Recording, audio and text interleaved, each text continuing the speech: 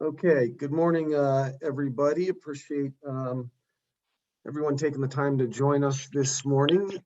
This is our July board meeting of the Colorado Naming Advisory Board. We will call it to order at 8:06. And let me take the roll call here. Dr. Way, present. I do not see Representative Will.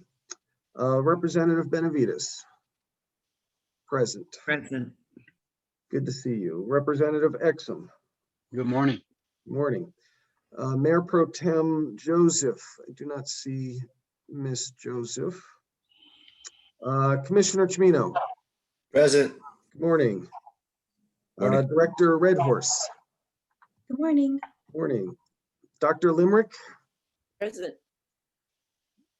I do not see Director Barry. Mr. Benitez. I do not see Miss Nelson. Dr. Gonzalez is not up. Dr. Gonzalez is joining us right now. Director Garcia. Good morning. Okay, and Dr. Gonzalez, see you've just joined us. Good morning. Good morning. Good morning. Okay, with that, we've got a quorum, so we are good to go here. Just a quick little update here. In case you've been wondering, the Colorado Tourism, the director of the Colorado Tourism Office, that has been vacant right now. I think we are pending a replacement, and when we do have that individual on board, we will seat them here. So we have been operating with 14 board members right now. Okay, let's take a review and approve the July agenda. Are there any comments, edits, questions? If not, we will take a motion. I move to approve the July agenda. And we've got a motion, and Dr. Way, you second? Yes, I do. Very good. Any further discussion? Seeing none, all in favor, aye. Aye. Aye. Opposed, same sign. Motion carries. Okay, next agenda item 4, review and approve the April and June meeting summaries. We'll take them one at a time here. So we'll go back to the April meeting. We had some edits to make to that. Johnny, I believe those have been made in the April minutes. Yes, they've been corrected. Or the meeting summaries, okay. Any questions, comments, or discussion regarding the April meeting summaries? If not, I'll take a motion to approve. I move to approve the April meeting summary. Get a motion and a second by Dr. Limerick. Any further discussion? Seeing none, all in favor, aye. Aye. Opposed, same sign. Motion carries. And then on to the June meeting summaries. Summary, again, if there's any questions, comments, or discussion. Representative Benavides. Thank you. I just wanted to, on agenda item 5 and 4, they're kind of together, lumped together. And it mentions at the end of that I had asked them to follow up that he was a cattle herder. Actually, I didn't know what he was, but that's okay. But the piece that's missing from this is that I did also ask, that I think is important, that when we get these proposals to look at, that the staff send out a standard letter initially. So that is sort of done in advance. So we're not stuck with just starting once it comes to the board. And that's not in this. And I think that's an important piece as we review proposals going forward. In Representative Benavides, thank you for that. I do remember this, but just clarify in terms of sending out that standard letter is in regards to, or what is it, what would it address? Any Actually, Oh, go- excuse me, I'm sorry. At the very bottom, under action items, I do have prepare standardized letter templates for future outreach. in a different one. Well, I it's think in our action items. I thought I'd put it there to remember to do it. under action items instead of, that's fine then. Okay. Yeah, I just wanted to make sure we do that because I think will save us some time down the road. Yes. Okay, perfect. So that's in there. You're good with that. Any other comments? Okay, with that, is there a motion to approve? I move to approve the June meeting summary. Second. Okay, we've got a motion and a second. Any further discussion? Seeing none, all in favor, aye. Aye. Opposed, same sign. Motion carries. Very good. Now we are on to agenda item 5, USBGN case 5054, first consideration and some committee updates. I do see that we do have the proponent of the proposal, Mr. Spear. Good morning. How are you? We appreciate you taking the time to join us. Thank you for the opportunity. You bet. And I'll look to the board here real quick. Board members, do we kind of just want to take this sort of in order and discuss this, or should we hear from Mr. Spear? Is there some other review we want to take beforehand? I think since he's shown up this early that we should just hear what he has to say and ask any questions before we go back to the rest of the agenda. That's perfect. Okay. Mr. Spear, I agree with Representative Benavides. We appreciate you taking the time to join us this morning. You've submit 2 proposals that we are considering here today. And the first one that we're considering is the name change from V8 Pasture Reservoir to the proposed name Elk Springs Reservoir. We did have a brief summary in our packet in terms of changing the name and some of the reasoning, and I think it's, if I can summarize, to reflect the current land uses essentially of the property that you now own. This was transferred from from U.S. Forest Service ownership to you. So with that, I just want to give you a chance here to, if you want to add anything, and then I think the board members may have some questions. So please. Great. I might have a little delay because I have to go. My internet is through the satellite. And thank you very much for the opportunity. I'll just highlight what I put in a summary. So let's start with, how did I acquire these 2 reservoirs? And as you know, by history, in 2012, the Forest Service came to me to trade a 720-acre inholding that I own 2 miles away. And as you know, the federal government has charged the Forest Service to close out all inholdings. So that's why they came to me. And the trade occurred June 25, 2014. That's when I took over ownership of these 2 reservoirs. And during the process of the Forest Service trade, I was requested to hire a historical analysis of the area. And it's a pretty interesting analysis. It's 96 pages, and I attached it. And on page 5 of the document, they do mention VH Reservoir and Viral Reservoir, simply saying that they're on the western portion of the trade. There is mention on page 34 of Von Hagen, and the Von Hagen family is VH. And they owned 40 acres there, but most of the family, they lived in Ridgeway. And before the trade, in addition, the History of Colorado office requested for us to do an archaeology dig on the Barlow homestead. And the Barlows lived there from 1906 to 1913.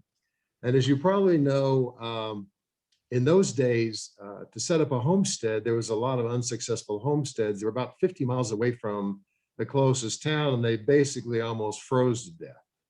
And so after being there for a couple of years, his wife left, moved to Montrose, Colorado with his 7 children and divorced him. So it's an interesting ending to a trial of living out in the middle of nowhere. Regarding my name change, there was an opinion of George Greenback of the San Miguel County Historical Commission, who says, quote, "The dropping of a pioneer name and replacement with a generic meaningless word is inappropriate." Well, I disagree that the words are generic and the words are meaningless. There's no evidence of who really Verl was. VH is Von Hagen. And there is a VH cow camp nearby the Hotchkiss Reservoir, and you can see that on page 8. But on page 7 of the Alpine Archaeology Report, you can see that the Ute Indians were in this area long before the ranchers came in 1890. And I'm a biologist by training and a conservationist by heart, and I've become a big elk proponent. We've donated and supported a study by the Colorado State Biology Department over the last 2 years. There's been a Colorado State graduate student out here who's trying to analyze elk health in our area and why only 3 out of 10 babies survive after a year. One reason we have noticed is they do get caught in barbed wire. We've changed all the wiring out here in our area to have the lowest wire at 20 inches with no barbs on it, so that the elk babies can get under. Sheep fence is absolutely the worst, and you'll see sometimes multiple babies lined up over sheep, stuck under sheep fence with the mamas on the other side. So on January 12th, 2020, we put all the land into a conservation easement with the Montezuma Land Conservancy for the elk and the other animals, and we do not allow any cattle grazing any longer. I don't blame the ranchers, they're just trying to survive, but the truth is that the cattlemen pay so little to graze on Forest Service land that they maximize the time there, and there's, over the last few years, has been definite overgrazing, and there's nothing left for the elk and deer. So I just put the whole 1,300 acres in a conservation easement, and that's why I've decided to go ahead and rename these. The goal of the conservation easement was to revert back to the 1890 habitat before we had cattle introduced, and we're watching that and seeing what happens to the growth of the grass and to the health of the elk and deer. So now that the land is in a conservation easement, the elk have moved back, and the proposed name of Elk Springs Reservoir and Wapata Reservoir, the Indian name for elk, are the reasons that I'm changing it. Thank you very much for listening, and open to any questions, please. Great, thank you. Really appreciate that background. Board members, are there any questions, comments? Representative Benavides. Thank you, Mr. Spear, for coming in and talking to us. And I did read the San Miguel County letter and the letter from George Greenback that you referred to. And I think, I guess their point was that both Hans von Hagen and Verl were, as he said, significant citizens and settlers of the Mackenzie Spring neighborhood on Horsefly Mesa. And that's kind of his basis, that they did some of that. And it goes to the pioneering and cattleman history of that area. I was intrigued when you said, which is not at all surprising, that the Utes were on that land before, because all of the land in Colorado was owned by Indians before that. But I would certainly consider some name, because it's a historic name that predates that. But your name just to change it because you've made it a conservation easement for it. I guess my question is, because these are the reservoirs on you've already done that they have no impact, at least it's my understanding, on your conservation easement. So even though if we didn't change the names, let's say, it wouldn't impact your conservation easement for elk and other pre-1865 wildlife. Is that a correct understanding? Mr. Spear. In the way that you've stated it, that's correct. It's already private land now. The conservation easement is done. The conservation easement people didn't say, oh, you've got to change these to some animal name or we won't approve it. So that's not really the genesis of this. VH is a name, and they're really more over in Ridgeway, about 60 miles from here. Verl, we don't know who Verl was. Greenback doesn't know who Verl was. The people who did the assessment don't know who Verl was. So I think in some ways you can say that historically speaking, Verl doesn't really pass the test. The VH family was a ranching family. They still have a named property out here, VH Cow Camp. So I just have decided that it was more appropriate with my support of the elk to move it to an elk name. That's my reason. Can I ask you one more question? Who is Mr. Greenbank? He is not a county official. Is he just a resident, or who is he? He has been around Telluride for lots of years. He's a retired architect. He's a conservationist and took on this role of being a historical person. So good for him to donate his time to do this, but that's just one person's opinion, in my opinion. He has no elected basis. Thank you.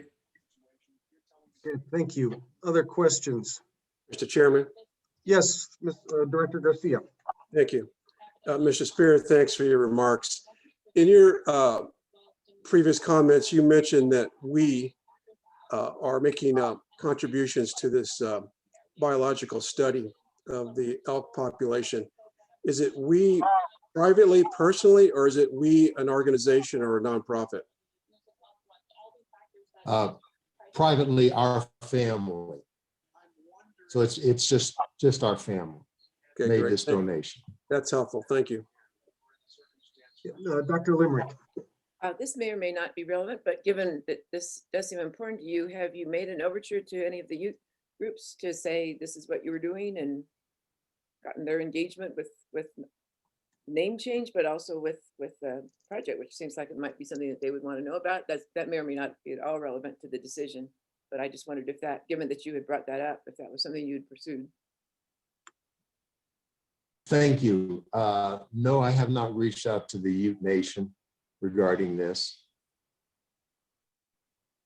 By history, I was born in Oklahoma and I'm a registered member of the Creek Indian Nation. So I have some Indian background, but as you can probably see, it's a small amount of Creek Indian.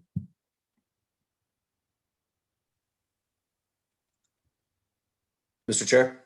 Yes, Commissioner. Thank you, Mr. Chair, and thank you, Mr. Spear.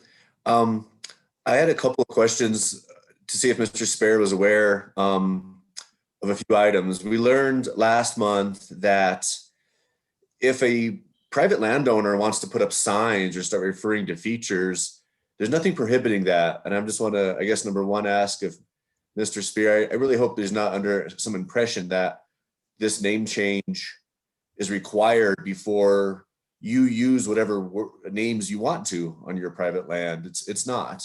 And also, I think we learned last month that while Wapiti is used in a lot of areas in Colorado, where I live in Colorado, there's Wapiti names everywhere.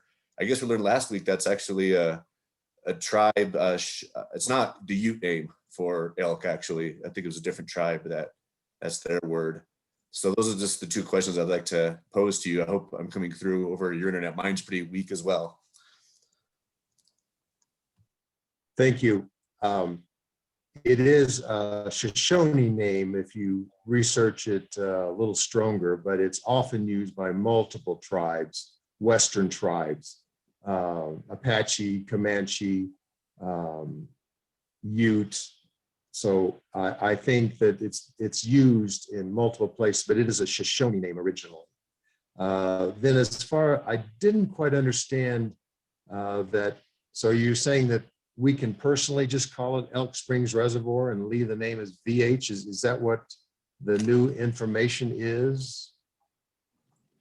Well, what we were told, and I don't know if Ms. Runyon wants to speak to this, she's the national director, Board of Geographic Names.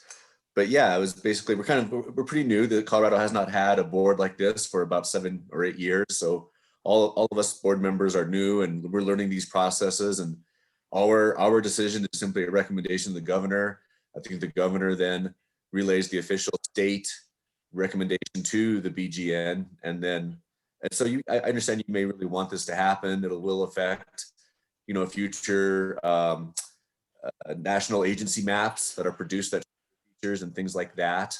However, yeah, we were, if I understood last month correctly, we were told that private landowners can put up signs by your reservoirs. You can start calling it that. You could, petition that local town maps or tourism trail, whatever, uses that. There's no prohibition of sort of a local name use. And in fact, if you were to establish, I don't know, a period of time, 5 or 10 years, where it's more locally used, these names that you've started just locally using, that actually make a stronger application for you should you not get it achieved at this time, but approach it at a later date.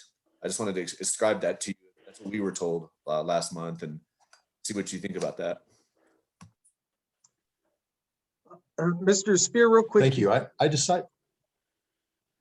1 second, real quick, and if you don't mind, let me check in with Miss Runyon and see if she had any clarifying remarks on that. Thank you, and good morning, all. Can you hear me okay? Okay, Yes. Thumbs up, good, thank you. Thank you, Mr. Spear, nice to, quote, meet you in person. I know we've obviously emailed, and yes, that's a true statement that obviously, it's on private property. You can call it whatever you want, but the fact is you did submit a proposal to the US Board on Geographic Names, the BGN, to change these names. And ideally, we would like to see the same name used at the local level, town, state, federal level. It does avoid confusion. It is the only way to ensure that the name would appear on future, say, US Geological Survey topographic maps, other federal products. We picked up in various, deeds, and then obviously, we'd like the state to use the same name that the feds use, and vice versa. So, he went about it the right way by proposing the changes to the federal BGN, and obviously reaching out here to the county and to the state names board for input. But again, it's true, it's on your private property. You could put a sign up. I don't want to encourage or discourage that, but I would like to think that the goal here is to have the same name used at all levels of government. Heaven forbid, somebody was drowning in one of those very small reservoirs and was calling for help and had the wrong name because they were looking at, say, a USGS map or, even, Google Maps. And you don't want to necessarily have, so-and-so lake formerly known as, or AKA. It causes confusion. So we are here, ultimately the goal is to use the same name for the same feature everywhere. So I can't say, no, you can't, it's private property, you can do what you want, but the goal would be to have the same name used by everybody. So I hope that helps this this board anyway. Mr. Spear. Thank you for that. You're right. To avoid confusion is a big thing because the reservoirs have been called on in the past to fight fires. So the Forest Service will come in with a helicopter and say, can we use this reservoir? And of course, they reach out and yes, and they have before. So that's an important point. probably not a drowning, no one swims in it, but Forest Service could be calling for water and they need to know exactly where to go on the map. Sure, sure. And we've heard people say that, well, isn't GPS good enough? Can't you just provide the geographic coordinates instead rather than a name? But, you've pointed out this morning, your satellite service, especially in a fire situation, might not be all that reliable. To rely on cell phones is never a wise 100% approach. And names are what people use to refer to places. So yeah, we sympathize with your observation there. So thank you. Yeah. Thank you. Are there any further questions?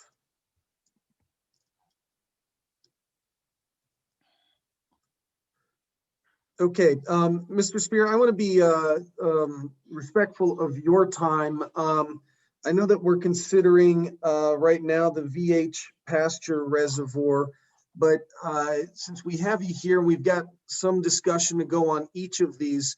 I'm not sure if you want to stick around with us, or we could probably, I bet the board is willing to let us move along to Viral Reservoir if you'd like to get on with your day and give us some background on that. What's your pleasure? Thank you. I really spoke to Viral already in my communication, so I don't have anything additional to say on Viral, and I understand how meetings work, and I'm going to sign off so that you, unless there's any other questions, so that you can speak among yourselves and do it appropriately. But thank you very much for the time and the opportunity to give my points of view. Thank you. I appreciate you. I know we all appreciate you joining us. Before you sign off, let me just check in and hit the pause button on the VH and see if there's any questions from the board regarding Viral Reservoir.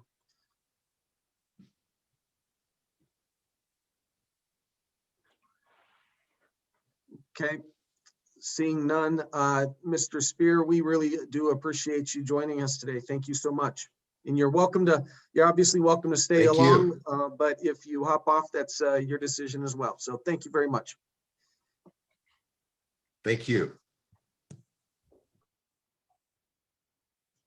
Okay, board members, moving on here in regards to the VH pasture. Do we have any further updates on any of the outreach that we were working on last month?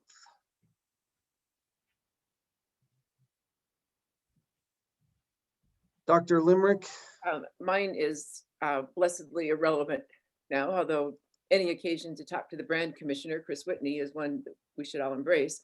So I was to ask after the VH brand, which seems to be completely unrelated to the Van Hagens. And I'll just quote it. There once was, it sounds like a children's story. Well, that brand commissioner's got a lot of color to it. Okay, there once was a V-Stack H brand on record in the brand office. The letter V positioned above the letter H as opposed to next to the letter V, which would be read as V strung H. It was originally recorded in 1938 and was canceled during the 1962 brand assessment cycle. The joint registrants were William H. Violet, Eugene Violet, and Wendell R. Violet. I'm not sure if this is at all helpful, but this is what the brand record records.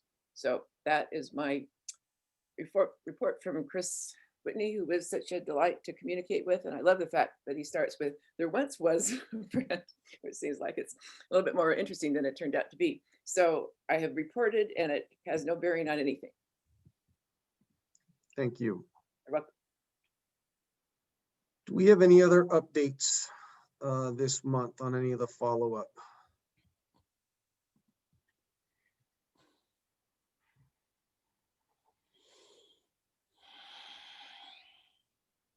I know that, Mr. Chair? yes. I'm sorry, I have an admin issue I want Johnny to be aware of. It looks like one of my PCs is doing an automatic restart soon, so I'm gonna jump on a different computer, just letting you know. Thank you. Okay, thank you. Okay, see you on the flip side there. All right, we still have then, I think, some pending things to also still receive. We do have on our website also a public comment section. There's a form that you can go on and fill out off of our website. You can leave a comment as well as sign up and register for the for our updates and meeting agendas and such. As of last time I checked, we do not have any additional public comment regarding these matters. Mr. Aaron, Chris Aaron, if I could call on you real quick, have we received anything in the last couple of days or 24 hours? I'm sorry, Jim, can you repeat that? Yeah, on our website, the public comment section, have we received any public comment regarding any of these issues? No, we have not. Okay, thank you. Okay, so with that, we still have a little bit of follow-up, I believe, but let's open this up to a further discussion. We are under first consideration right now and are looking to move this. We did want to try and set a deadline to move this into the final consideration. Under the first consideration, we would consider the criteria outlined in Appendix B and discuss the proposal, as well as take any written and public comment. We will open this up for public comment in just a second. Under Appendix B for our process document, if you don't have that available, a couple of factors to consider. The board will consider for each proposal indigenous names, providing appropriate evidence of historical and or current significance, present day local usage, historical significance, family kinship, trust lands, names common to trust lands near geographic features, proposals made to eliminate existing name problems, and then commemorative names proposing assigning a name or nickname of a deceased person to a geographic feature. And we've got a couple of qualifiers under that.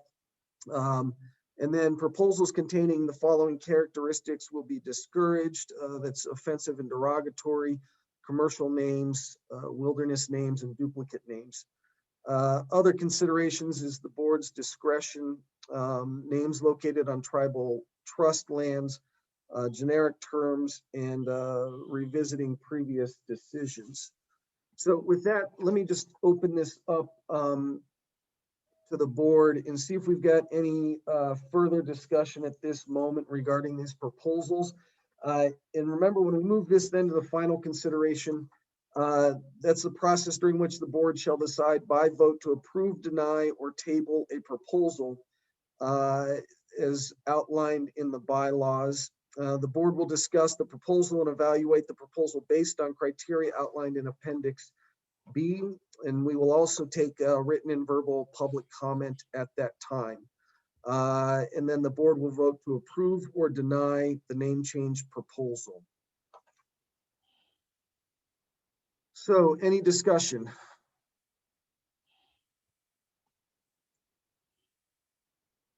Commissioner Chimino. Thank you, Mr. Chair. And so this is our first consideration of any name change since this board convened. It seems like the bylaws we made, you only learn when you actually execute.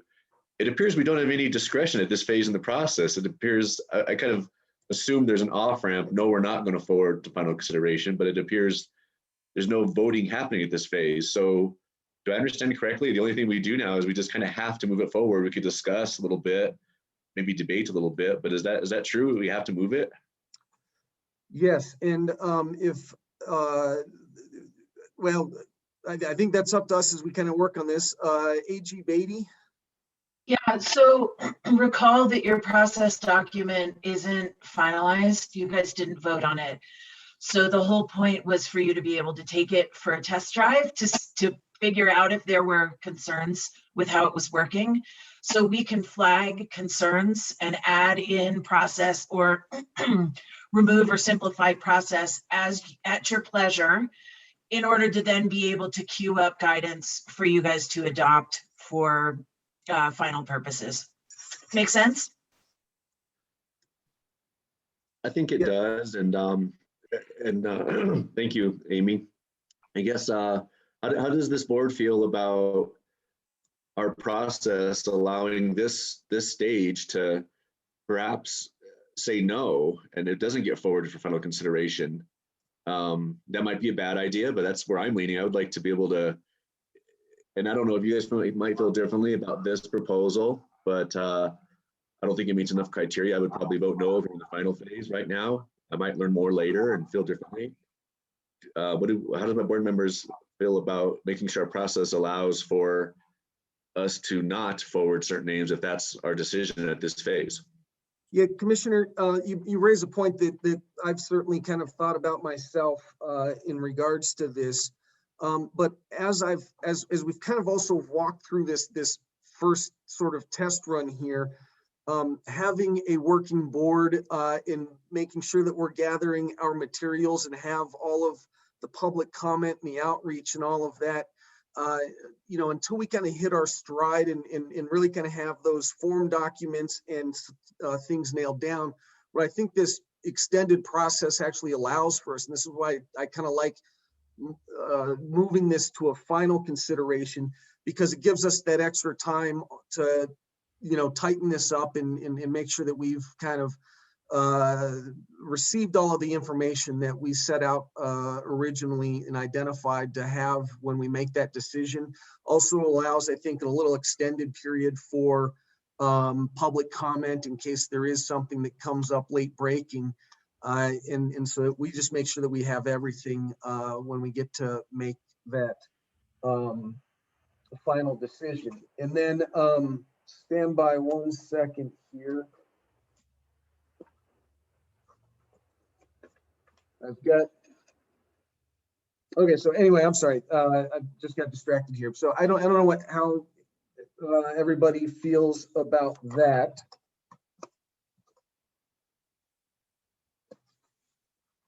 So, pardon me, I'll yield. I love that word you legislators use, yield. I love that word. So I'm yielding to the legislator. Well, thank you for the yield. I think Commissioner Semino raises a great point because this one, we have had it for a long time. We've had at least 2 other meetings where it was generally discussed, and this one, and then we'll have a 4th one following that process, which we don't necessarily have to do since it wasn't an adopted process. And I think, though, maybe as we finalize our bylaws and things, that we consider this, because let's say someone came in and if Mr. Spear had said, I want to call it the Spear Reservoir because I own it. We have in our Appendix B that's generally not a good idea. We want people to be dead for a while. We want some real contributions, some things like that. So something that basic, we could see on its face, we don't want to do this. And we could, I think, make a conscious decision of no, we don't. So I think there could be something in our bylaws that if the board agrees by maybe 2/3 or whatever to have significant approval or consensus to go ahead and vote on it or something, that we do that. I mean, I have no problems with voting today or moving forward to a final consideration, but understanding that's the 4th time we'll have discussed this proposal to some extent, and that wasn't contemplated by our proposals. So, I think I sit with Commissioner Semino that I would be ready to have a full discussion and vote today, because I'm not sure unless someone anticipates we're going to get more information from somewhere. Just a quick reminder about the guidance document. We can revert to an old draft. We did have approvals along the way in an old draft and removed them based on feedback from the board. It would be very easy for us to just go back and relayer them in again. So whatever you decide today, if you want to formally operationalize it, it would be very easy. Okay, thank you. Dr. Limerick. So I certainly see the reasons why we might not want to drag out a process. And I joined the conversation here just because there is something that came up with Mr. Spear that I thought, well, now as a person who has written on behalf of cattlemen on various occasions, I wondered with the question of the word elk, and given the reference to the fact that the ranchers are not enthusiastic about the removal of the cattle grazing from that area and the redesign of fences and so on, that was a pretty good hint. So if we have a hint that there is a controversy, a place-based controversy over the notion that this new name would really accent and promote the cause of a different form of land use than cattle raising and in conservation. I just, because of having been in many circles out in the world, I just thought, now there is a little hint that that actually carries, the name change does carry an advocacy for a certain form of land use. And that might be entirely a good form of citizen expression. But I just had a second there of thinking, well, there's a topic. And I have no idea if it's relevant. I have no idea if it's worth taking up. But if we were to discuss it now and vote, if we had a procedure where we were going to vote now, I would want to take a minute or two on that. I could take it later. I'm just saying that that just seemed to me a thing to think about. And the question of when we think about it is, I'm very open to the notion of abbreviate the process of consideration rather than prolong it unnecessarily. So that's my comment. Representative Benavides. I just to clarify for you, Patty, is that it used to be for cattle. It was a land trade. When it was forest lands, the cattle grazed there. But when he took it over and he changed it and he got a conservation easement, which is a legal easement for the elk. And so he's already stopped cattle. The cattlemen may be upset about it, but he bought it several years ago. So they're upset, being upset has sort of probably wound down a bit. But it doesn't get rid of the historical significance that there were cattle there on that, utilizing those reservoirs on federal lands. But now there's not. So I don't think that the biggest concern was, as Mr. Greenback said in his letter, is the history of the cattlemen's use of that land, and because they established that to do that. Right. Well, Professor Way and I are going to be putting you up for an honorary degree in history quite soon, I think, for that useful comment. Thank you for that. But I also have a recognition that old quarrels can die slowly. So I get that's in the past, but it seemed it could be lingering. And again, I have no idea. I know that there's the consult local people part. And if the cattlemen have remained silent, that's a very good clue that it's gone as an issue. So I don't know. And really the last thing I wrote was the introduction to the Colorado Cattlemen's Agricultural Land Trust 25th anniversary. So I'm very aware of how important the conservancy things are with cattlemen. But so, okay, I think this maybe turned out to be my remarks, maybe as irrelevant as my report from the brand commissioner on a family that has no relationship to this story. So I am happy I'll yield to really anyone at this point, and everyone will be grateful to me for it. So, John. Other comments?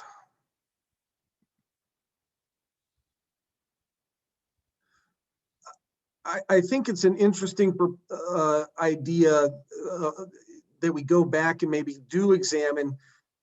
Perhaps we can be a little bit more efficient. I think that perhaps what is also being implied is that we get underway with these. We're going to be really kind of familiar with what ones we think actually have some real merit to consideration. In some that might not necessarily need to be staged out quite along the way. And so for as a matter of efficiency, we could probably just vote during the first consideration, if that's what I'm hearing. And to reinstate that option there. Mr. Chair? Yes, Thank you. And so I guess what I'm proposing, it seems like the first vote should have a lower bar, pretty low bar, and then maybe a higher bar with the final vote for those that make it over the lower bar. And so my concept is that a certain number of criteria in Appendix B are met. And I don't think it has to be finite, because if a single criteria is met and it's a very powerful example of that criteria, I don't think you have to meet 2 or 3 of our criteria necessarily to go forward. But that's what I envision, is this board has some low bar that each petition has to meet based on Appendix B, and then there could be more debate and a higher bar later. So I just want to be a little more clear about what I'm thinking our processes should include. I hope, you know how hard it is to communicate. And also, I really want to respect, Tim, your comments earlier when I first brought this up about the longer the process, the more thorough the process. I would summarize your comments as being the best process is a very thorough, although maybe long process. And I respect your argument on that. So I don't want to, I hope our whatever we land on doesn't prevent that somehow. We need to really be respectful and very thorough on all of these, but then as efficiently as we can be at the same time. Thank you. thank you. Just want to check in with other board members here to see if they've got any thoughts about this. Representative Exum, Dr. Way, Dr. Gonzalez, Director Garcia, Director Redhorse. Tim, this is Representative Exum. I put in the chat and asked Johnny to resend me that first proposal, or is that something I can find on the website? Because I missed the last couple of meetings. Okay, we can get that over to you. Stand by. Okay, thank you. I'll send it right over. Great. All right, thank you, Johnny. Okay. Any other thoughts? Do we want to work through the Appendix B then, or does somebody have? Do we want to Representative Benavides? What did we decide on this before we move on? Are we going to, hold on. Are we going to have a discussion about these proposals and decide whether we're going to vote on it today or move forward to a final consideration before we move into all of that? And does that kind of a discussion have to be done in executive session, or is that a public discussion about the proposals? I believe that that's going to be in open session when we discuss that. AG Beatty can correct me if I'm wrong, but this is all public open session. Shaking her yes, affirming yes there. So I guess my question is then, do we want to discuss it, or do we just want to refer it on to final consideration, or what? I'm lost on what we're doing right now. Director Redhorse. I just want to point out that Representative Exum has yet to read the first proposal. So I think, voting today to give him enough time to review all the proposals and give him enough time to process would be beneficial. Okay, I think that's a good point. Here's what I would recommend is that this is our very first proposal, in that we walk it through the structure that we identified. And then perhaps when we have a final consideration and vote, what we might then do is revisit the process and have that conversation about how we could improve it based on what based on the proposals we just considered, and then make recommendations to add a stage or not at the second consideration to adopt or to then continue to move things through, or just to add an extra voting spot at the second or at the first consideration to move it forward. How does that sound? And that gives us, like I said, we still have a little bit more information we are looking for perhaps. Doesn't hurt, I think, to hold it open for one more month to make sure that we collect everything, and that all of the board members have had a chance to participate in the conversations and review that. And then we just have what do you call it when you revisit process, basically? And there's a term for it. I'm looking at Commissioner Chimino. Revise, review. I'm drawing a Some blank. type of review process, yes. Well, in that case, I guess I'll take a stab at this. I guess we could have further discussion. Perhaps this is a process. I don't want to.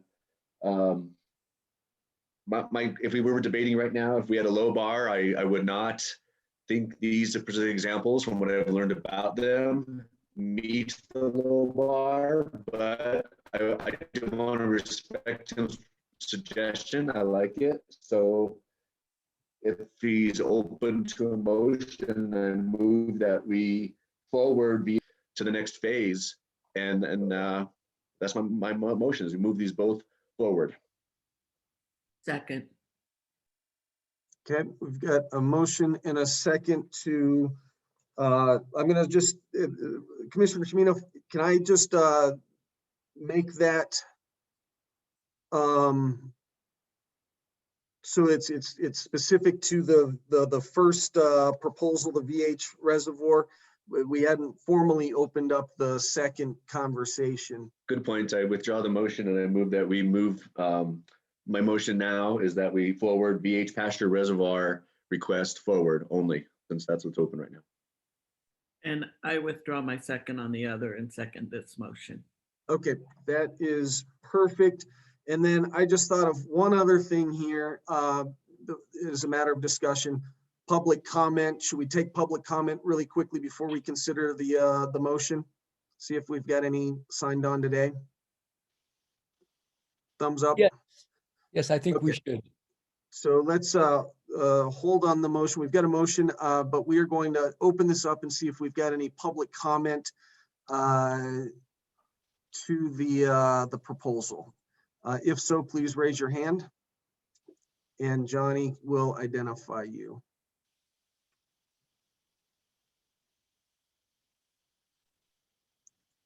I don't see any. Okay, so seeing no public comment, we will close the public comment. And now we've got a motion on the table to advance this to final consideration next month. Any further discussion? All in favor? Aye. Aye. Aye. Opposed, same sign. Motion carries. Very good. Okay.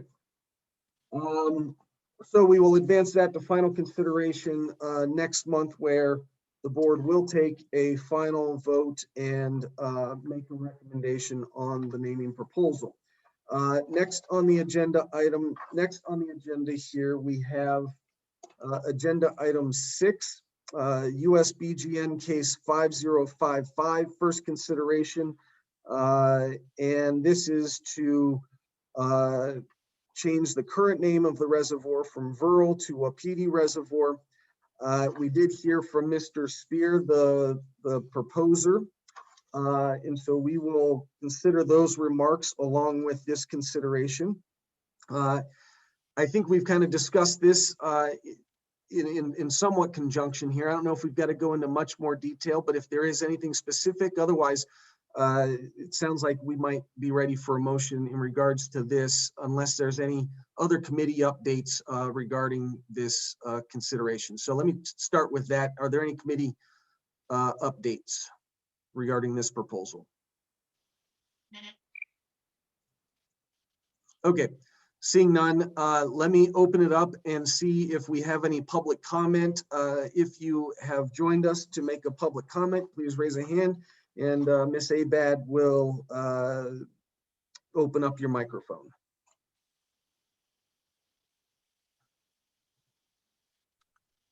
Seeing none, Tim. Okay, so we will close public comment. And is there any further discussion regarding this item? If not, we can entertain a motion. I'll try to do better this time. I think I move that we forward USBGN case 5055 from first consideration to final consideration. Okay, we've got a motion, and I think I saw Second. okay, Representative Benavides, we'll go with that. Any further discussion? Seeing none, all in favor, aye. Aye. Opposed, same sign. Motion carries. So USBGN case 5055 will advance to final consideration at our August meeting. On to agenda item 7. Is there any general public comment at this time? If so, please raise your hand, and Johnny, let us know if anybody signifies. For public comment? Yes. Yes. For general public comment. Yes, we have Tim raised his hand. Yes. Good morning, Tim. How are you? Hey, good morning. Pretty good, thanks. Thanks for joining. What's going on? For sure. I mean, this is definitely very interesting, kind of getting into the process of, each of these things. And I just wanted to, just raise the support for kind of the changing of Mount Evans to Mount Blue Sky, just as a general public comment. I think it definitely fits some of those Appendix B processes that you guys were talking about. And yeah, I think it would be great. That's my public comment. Thanks very much for your time and for listening. Very good. Thank you, Tim, for joining us. Ms. Abad, is there any other additional public comment?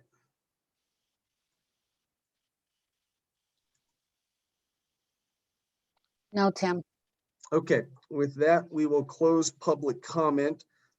Next up, what we have is scheduled is agenda item 8, executive session for boards and training.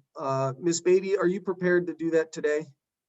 I am prepared to do it today. However, I have some maybe bad, maybe good news, which is that in order to go into executive session, the open meetings law requires 2/3 of the board to vote to go into executive session, and 2/3 of our board is 10, and we do not have the numbers.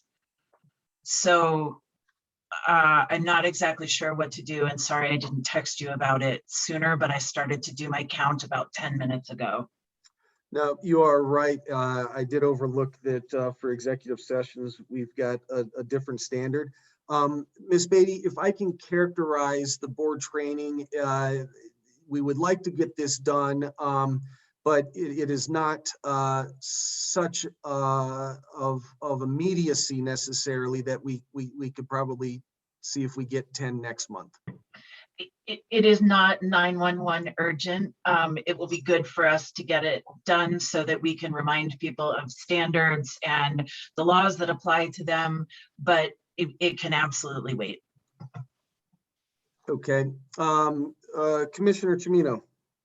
Thank you, Mr. Chair. And I think I know the answer to this question, but I just want to clarify 2/3.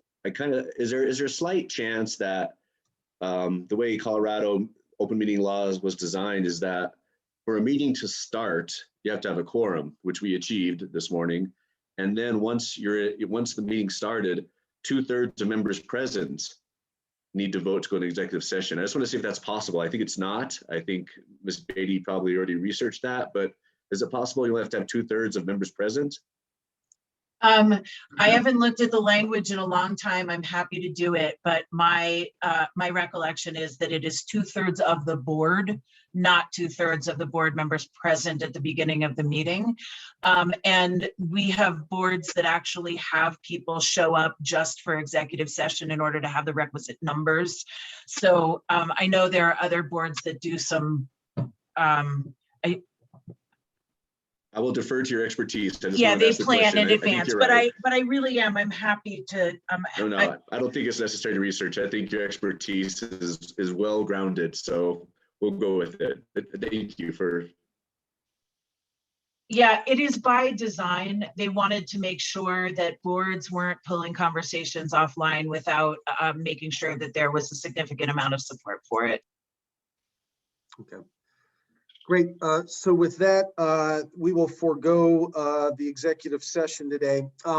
What I want to do here, though, is check in with the board on our next meeting in August. I'm going to go out on a limb. I'm feeling that the discussion around the final consideration of the two proposals we could move forward today is probably not going to take much more than a combined hour, if that. So I'm looking at trying to be ambitious here. I'm wondering if the board would support if we also, in the meantime, bring in two new proposals for the initial consideration to review at that next meeting. And we try and also reschedule that boards and commissions training, which should take about an hour.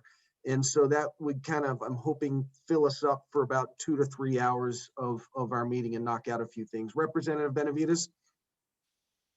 I'm not opposed to finalizing these two that we have on the table and adding two more for first consideration. But I would also like us to consider finalizing the bylaws, because we can see it became problematic today. That if we get, you send out the latest draft and people be prepared so we can get to the point of finalizing those. That would also be helpful to add to the agenda. Okay, that makes sense. So what we can do is, and I think that's probably in the order of things first, is once we complete those two things, that we kind of provide that analysis and dial that in and have that conversation while it's all fresh in our mind. So I like that recommendation. So we will have the final consideration of those two items. We will then have a review of our guidance document. And because I think it's in the guidance document, not the bylaws. Yeah, I think that's what you meant. And then if we have time, we will prioritize the boards and commission training. And then if we still have time, we'll bring in two new proposals. And if not, then we will move those to the next meeting. How does that sound? I would suggest we introduce the two new ones before we do boards and commission, and that we do that at the end. The boards and commission training? So we still get to the two new ones, because otherwise we're kind of stuck again until the next meeting. Okay, very good. Yeah, I think that's perfectly fine. We will do that then. Unless there's any further discussion or comment, Commissioner Chimino. Thank you, Mr. Chair. Is it staff is going to decide what the two are? Yes. I will work with our team here. One of the things that we could do, I suppose, I don't know what the group think is on this. We can certainly provide that list of proposals that are pending right now and open that up and see, if there is a particular priority of the board, and Johnny can conduct a kind of straw poll essentially to gauge what board members would like to see come before, or we could have the staff identify two new ones. What would be your pleasure? Mr. Chair. Yes, Director Garcia. Thank you. Just a question about the impending request or proposals. It's my understanding that these have already been submitted to the national office. I presume that they are date stamped. Wouldn't it make the most sense to take the ones that are the most recent, or not most recent, but the earliest in submission, and just approach the list that way? I suspect we could amend that or change that if we so desired, but my sense is there's probably been several of these proposals that have been kind of in limbo for a long period of time that maybe we should try to deal with first and foremost. Yeah, Director Garcia, that's a good point. And just to clarify, you're right, there are some that are date stamped. We can identify that. In the past, we've also, or what we can do is work with the BGN and Ms. Runyon to identify what is ready. I think what we found is that not all of our not all of the proposals are quite ready in terms of receiving the information or feedback from county commissioners and just the initial outreach that the BGN does for us. So it's a bit of a combination between that and identifying those proposals that are queued up and a little bit better prepared for our consideration. Representative Benavides.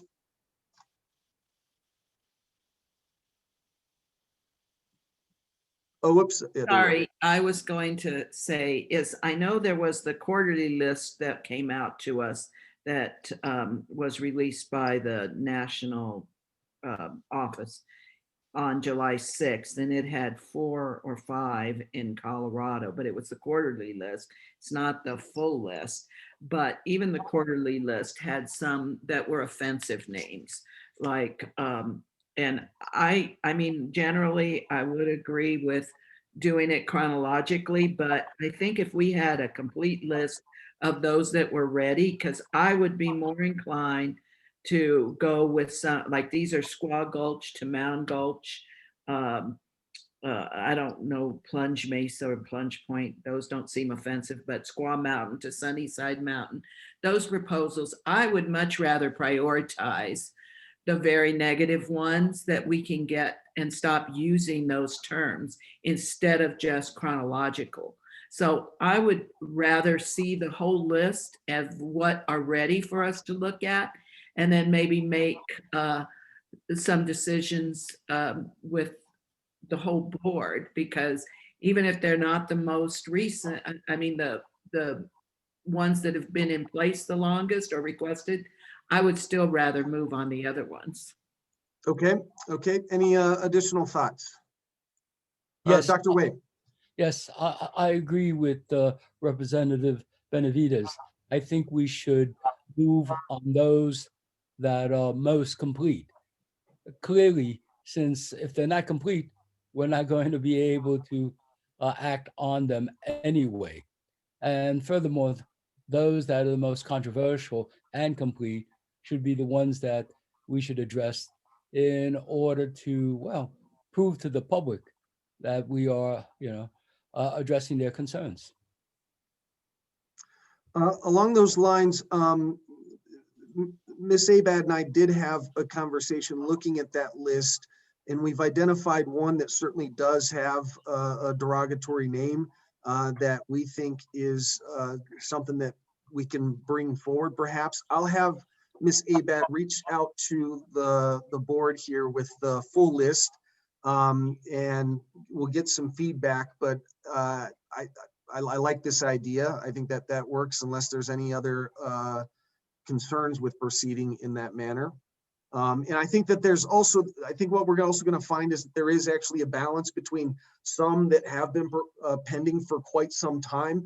I think one in particular sticks out, Squaw Mountain in Clear Creek County. That proposal has been out there. There has been some progress lately, for example. So we could take a look at that one and bring that to the board perhaps next month.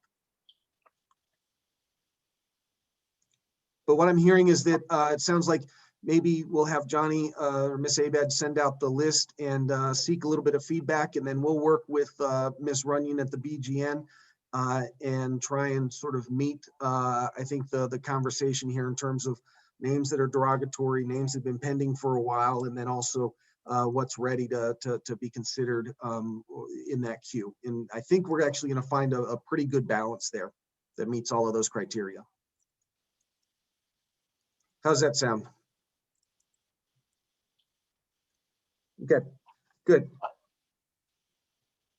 So unless I'm missing any other feedback or comments on this, we will get that list out to everybody. Ms. Abad will seek your comments. And I think we will find a way forward on these, on the next two proposals we take up next month. I'm sorry, Dr. Limerick.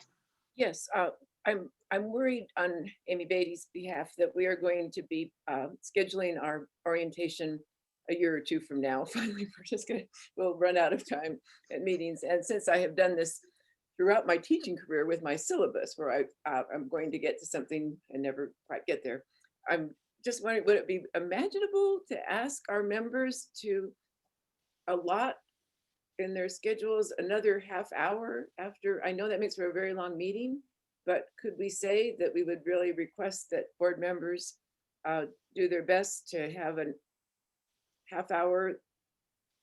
I just can see the pattern. Again, I speak from my own syllabus sorrows, that we'll never get to Amy's orientation because we will always be, we're kind of chatty, speaking of myself as well. So anyway, so is it possible to ask our members to really plan for a longer meeting? Thoughts? I know that we've scheduled 3 hours, and so I'm getting a thumbs up here. It looks like we will certainly, we can certainly do that. Absolutely. We do have 3 hours scheduled for these meetings, 8 to 11. And we will let everybody know at that our next meeting, we would like to get the training out of the way, and it's important to show up for the executive session. And hopefully we'll also ask board members to let us know up front to make sure to let us know if they are unable to make the meeting. Right, thank you. And if that's the case, maybe we can try and find some time to reschedule, because it is just an hour. Maybe we can find another time just to knock out that board training. Ms. A.G. Beatty, I saw you come off mute for a quick second there. I came off mute for a quick, I have dogs roaring in the background, so I apologize if you hear things that sound like Chewbacca the Wookiee. I just wanted to also stress, Director Limerick, you may have been with your cable, did you have to leave and come back?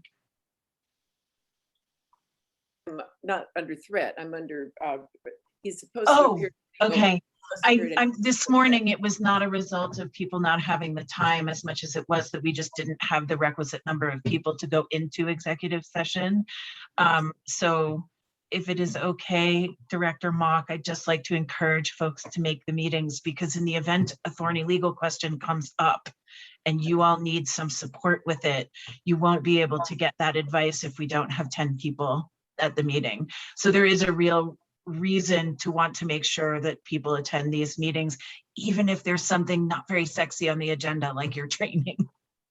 Right, right. And I have said model for humanity, because I am ready to depart at any moment because of the service person not scheduling that other time. But I showed up. Even I could be sitting out in front of my house weeping over the fact that he hadn't shown up yet. But instead, so maybe if people could have a little bit more sense of negotiating other obligations. I don't know how we would persuade them of that, but yes, anyway. Well, and you're right, to hector the people who are actually here isn't the productive course of action. Yeah, I just tell you, that is what we do to our students all the time. We tell the students in the room that we're quite frustrated that the other students didn't come, and then the poor students in the room look at us with it. We're here, so I get that, but I understand why that happens. And maybe we could each have a pal who we know on the naming board, and each of us could just look up for our pal. We could just have the buddy system. Buddy system. Where you say to you write your buddy in the morning, you say, "Oh, hi buddy, see you later today." I've heard of worse techniques. I mean, I don't know. It seems like something to try. I will write my buddy. I haven't identified just yet. I have plenty of buddies. I have too many buddies. So, but let's all write a buddy. We will, we can consider that also as we revise the guidance document if we need to implement the buddy system. Buddy system, right? Okay, any further comments? Yes, please. Yes, Commissioner. I only do this because it's 9:21 and we had, well, this is actually a 3-hour meeting that was scheduled. So we're not going to take the full 3 hours, but I want to go back to what we discussed about the next two. and where we are in our processes. I think the first two were perfect. All names are important, but this was a fairly small features, fairly not very heavily visited, not very prominent. I also am very eager to, as quickly as possible, remove the offensive names that are out there. However, there's two considerations. The first is this board ready to handle like a Mount Evans? That's not been proposed. That's probably not going to happen in the next few months, but I don't think we are. And secondly, I guess I'm really perhaps behind everybody as I've been at all these meetings and learned how the national BGN works, what processes this country has established for names. I feel it's lacking. I guess I'll summarize it this way. If we if we prioritize Squaw Mountain, for example, for next week, it appears the process to me, unless I'm missing something, we're simply stuck with whoever was the first to propose a change or whatever that name was. If we are going to change the name of what is today called Squaw Mountain, these words are hard to even say. I regret I'm being recorded right now, but if we're going to change that name, I just feel the whole process is lacking in that we can only consider the name that was proposed by the proponents. And thank you, proponents. I appreciate the proponents, but gosh, can Colorado be the first state to start to say, hold on, we're going to try to do a bit of a process that allows a fuller consideration? Because if we just go with that new name, well, now we're kind of stuck with that one. And the proponents, it might have been a really good name, kind of 85% there, but they may have been 10 other names that were really better. I guess I'm asking for too much, but I don't know. What are people's thoughts about that? It's kind of open-ended. I'm sorry. It's a very broad question. No. That's certainly fine. I think what you're going to find with these proposals, as we've kind of paid a little bit of attention to them, is that they run the gamut, and some have what appear to me have had one or two names, or three or four in some cases, and then you have the proponents have been meeting. And we're seeing that some of these names or proposals are being withdrawn, or you're having a lot of conversation where you have stakeholders congealing around a proposed name. So I don't think I think it's a little bit more dynamic than that, and we'll see that through some of these considerations as they come forward. And also, there isn't anything, and I'd have to go back into our process for our bylaws. I don't remember at the top of my head, but remember that this board could arrive at that we don't like a certain name proposal, and through our process, perhaps something else comes out. There is an opportunity for us, and we had that conversation about this board even submitting what we think a new proposal to the BGN based on our conversations. So there is really a gamut there in terms of the options. That sounds better. Thank you, Tim. Thank you. Could I add to what Commissioner Spino mentioned? I think he raises a very good point, because like in the two we're considering, if we say yes, it'll be changed to Elk Reservoir and Wapiti Reservoir. If we say no, it just stays the way it is. So say on the Squaw Mountain one, and I'm just looking at the most recent list that from July 6th that was sent out. Their proposal is to change Squaw Mountain to Sunnyside Mountain. Well, we may all agree it shouldn't be Squaw Mountain, but since that proposal was early on and it's Sunnyside Mountain, I think the issue is, what if there are other proposals out there, and how do we consider other proposals for a name with that name? Because all of us have read the articles about, and Tim has come to every meeting and talked to us about Mount Evans, I think, and to Blue Sky. And there's been a lot of talk about that, and people sort of coming to not consensus, but to more agreement, but there are competing ones. So if we had public comment, say on Squaw Mountain, even though the proposal is Sunnyside Mountain, and we have several names, or say under our proposed bylaws, Appendix B, If a tribe proposes a name for that, then that takes some precedence, but not really, but some extra consideration. And what if we don't hear that till that day of the meeting that we're discussing it? Or how do we solicit other potential names? We don't have that in our process. It would just be up, all we have in our process is up or down to the proposed name request. And that's a bit shallow, and it just keeps the process going around and around instead of figuring out a process that if we consider on a first consideration Squaw Mountain and the proposal is to change it to Sunnyside Mountain, then others come forward and say, well, we think it should be this or this or this. We don't have any process for that.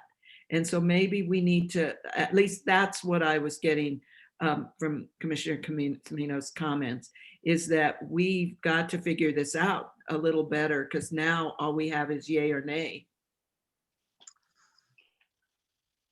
Yeah, and I think that's these are all great comments, and I think this is something we can also, as we next month when we consider our process, we can also amend it in some ways to address some of these circumstances that we're discussing, because we could, if we wanted to, put in there that, you know, if we don't think a name is appropriate, but we do think another name is, or through our conversations, our board could submit something, or we could find another advocate to propose something forward.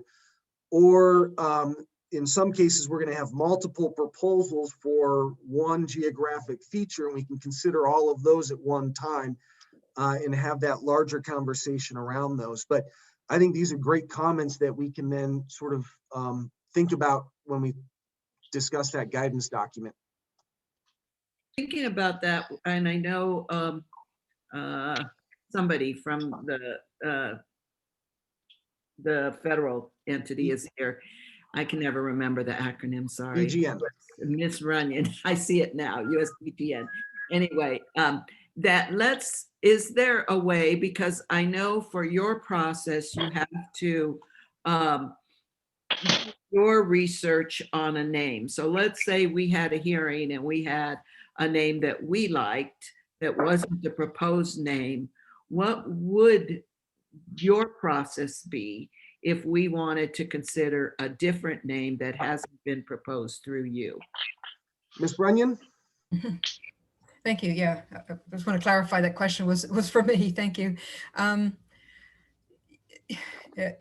Semino is right that, first of all, to back up there, yes, the process right now is the US BGN also can only vote on the one name that's on the table, or potentially multiple proposals on the table. But yes, it does take someone to initiate the process, and it could well be that the name they propose may not ultimately be the best replacement. So again, I go back to, I think, what I said in my initial training to you all, or discussion, was there's always going to be two parts to this. Yes, one, should the existing name be changed? The answer is either yes or no. If the answer is no, the current name should not be changed, then the replacement's irrelevant. You've decided no, the current name should remain. However, if you decide the answer is yes, the name should be changed, then part two becomes, yes, what is the best replacement? And our policy currently is it can only be the name or names that have been formally proposed. And this is, you could argue, this is why the process is so slow, if you want to use that word, deliberate, because we like to allow as much opportunity for anyone who has an interest to submit maybe what they feel is a better name. And that would include the Colorado board. Certainly, you all can be proponents of a name. If you feel in your research there's a better name than what's been proposed, you're welcome to be the proponent. Or, as Tim said, find an advocate outside this board who would be willing to go on record as being the proponent. But it's got to be formally proposed. And then if we get a counter proposal, we give the initial proponent an opportunity to comment on that new proposal.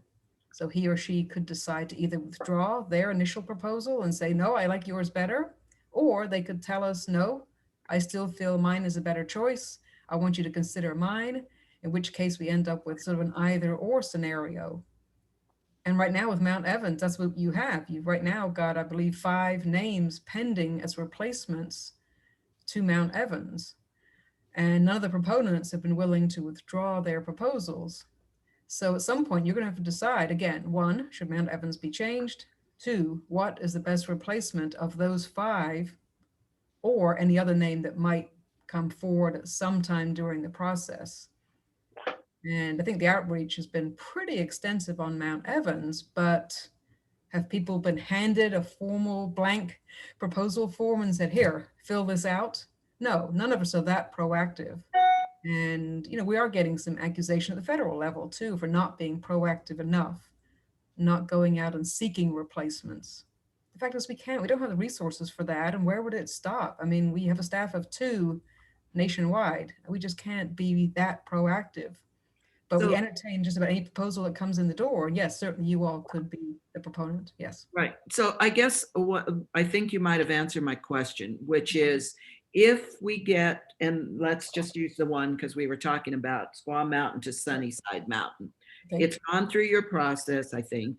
But anyway, if it hasn't, whatever name has gone through the process. And so we get it and we meet the first criteria that we all don't like. And I'm just assuming this for everybody, that nobody really likes Squaw Mountain. So just make that assumption. And so we think it should be changed. And then if we go to what should it be changed to? If we don't want it changed to what's there and we have public comment, and at public comment, we get 2 or 3, we have to we could vote Sunnyside down. Right. And then we could tell them, or we could, as the board, you're saying, submit the one that we like, and we can do it. I thought I heard you say in conjunction with others, the board and others join in one proposal. Correct. Yeah. Yeah. I will add that the USBGN has always preferred to vote on all proposals concurrently. They'd rather have all names that have been proposed on the same docket for the same meeting for discussion. The idea is that they are basically selecting one out of 2, 3, 5, 10 choices, rather than dispense with one and then consider the next, dispense with it, consider the next. The idea is we don't want to have the BGN approve a name change and then have, quote, a better name come along a month later or 6 months later. We don't want to have to undo that initial decision. We'd rather have all names presented at one time. Again, if they've been withdrawn, obviously they're off the table as irrelevant. But if there's any counter proposals that might come in, and you're right, it does end up starting the process back from square one, because we might already have input on name 1 from the county, the Forest Service, a state agency, the tribes. And then at the 11th hour, a new proposal comes in. You got to start over again. It's back on the next review list, new county outreach, new Forest Service, state. Yes, it does delay the process, but the idea is to make a decision once. But but that's your process. That Right. doesn't mean it has to be our process. No. We can say no to one. That's and right. We could move on. I'm just, because we're going to be developing a process. I'm just trying to get to see what we could do. Right, absolutely. In this. So we could do something like that. And I guess to me, in part of this process, because I agree with you, this could just keep going on. If we do that one and then we get a better idea and then we keep going, right.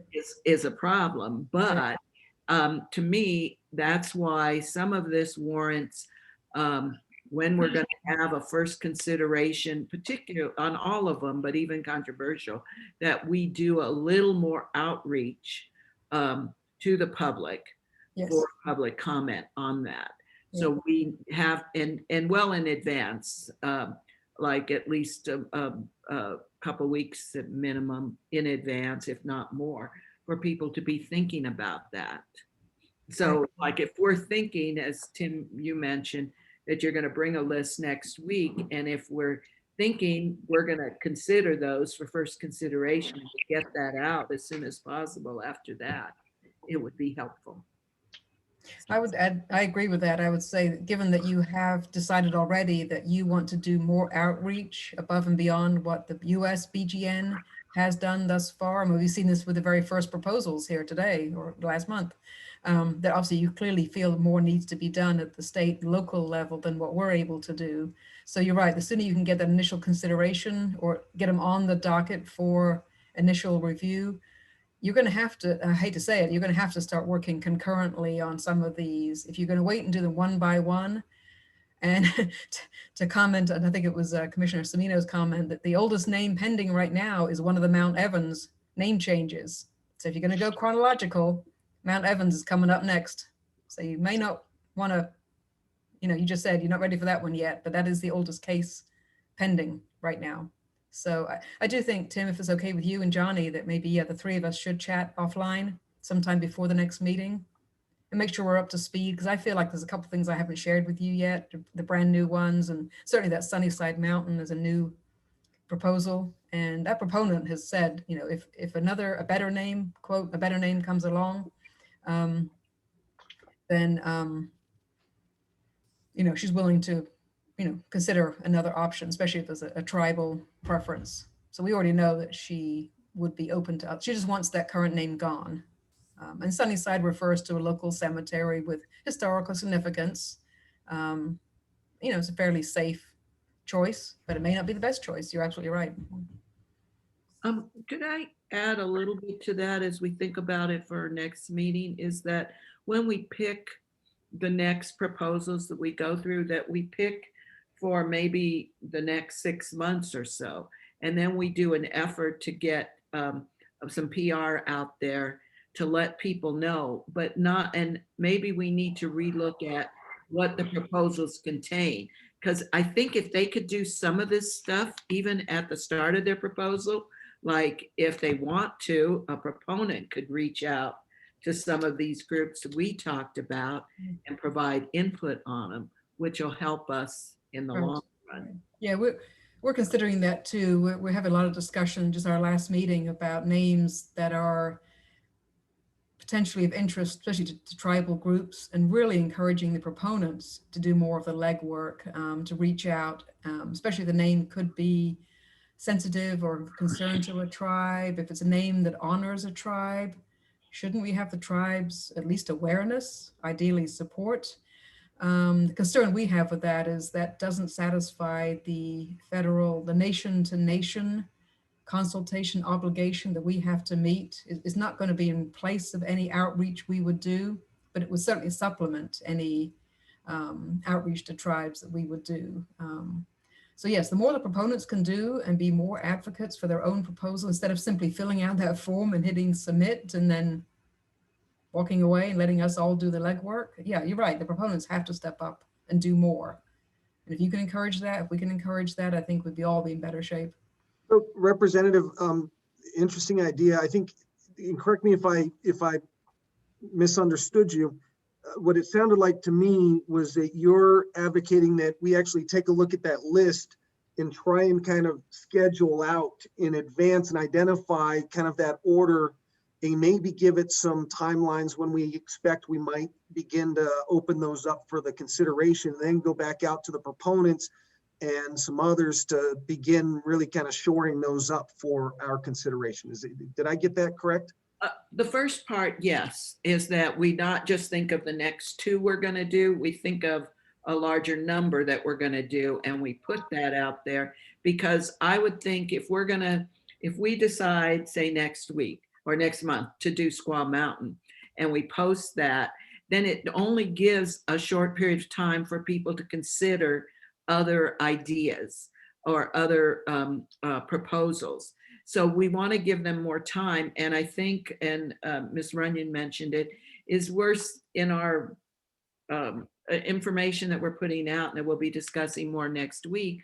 They just have to fill out a form and why they want that name and that stuff, but that maybe we beef that up a bit.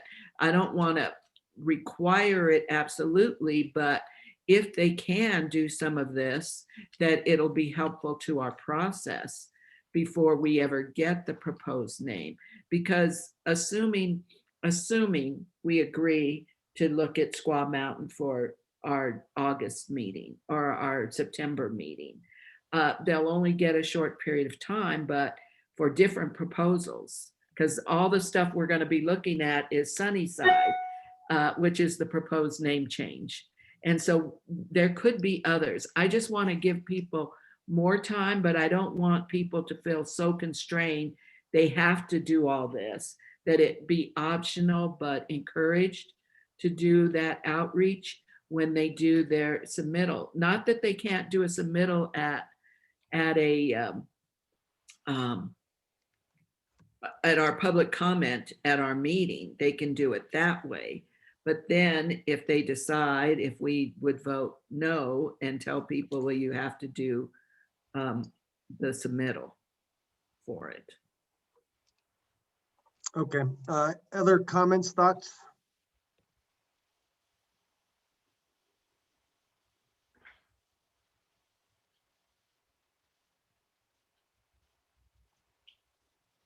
Okay, I am thinking that we can probably actually take a look at a handful extras and sort of kind of develop a bit of an expectation for the schedule in terms of that, and maybe that'll help us, and we can advertise that, as you say, and kind of put that out there, and then hopefully that can generate some additional information and perhaps maybe even some consolidation in some ways. But so we'll go ahead and try and do that as well. And I think as you look at the when Johnny, Ms. Abed sends out the list and gets your feedback, I think that's something that we can also then factor into the larger type of schedule.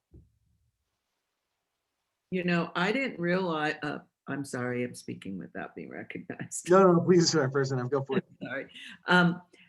I didn't realize that the oldest one was Mount Evans, and that's coming up. And at some point we do need to do that one. And knowing that, because it is the oldest, and some people do think that it should be removed and is negative. I'm not sure there's full consensus on that, but that we do some of the initial, those advanced letters for some of those proposals, even if it's not before us, because if there's 5 proposals out there that have gone through the USBGN, what we could already start doing some of the background through DNR on that. Okay.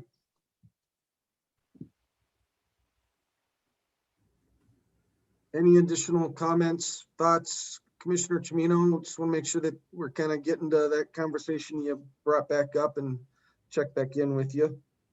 Thank you, Mr. Chair. Yes, I think so. I really, I bet it's frustrating. I really respect everyone's patience. We've spent several meetings, Tim.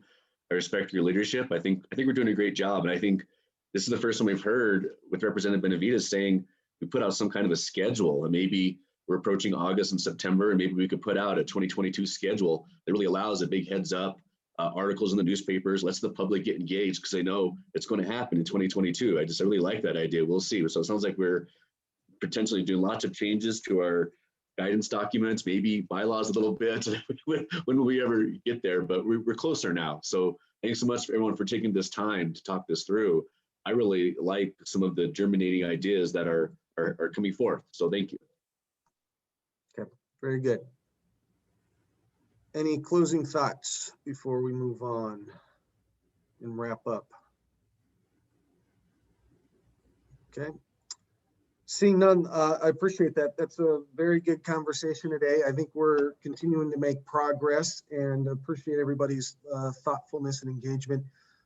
With that, if there's nothing else for the good of the order, is there a motion to adjourn?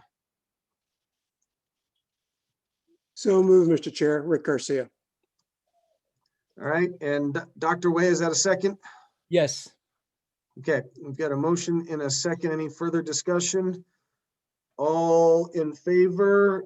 Say aye. All opposed? Okay, our next meeting is scheduled for August 19th at 8 a.m. We will see you all then. We stand adjourned. Thank you. Have a good day. Thank you.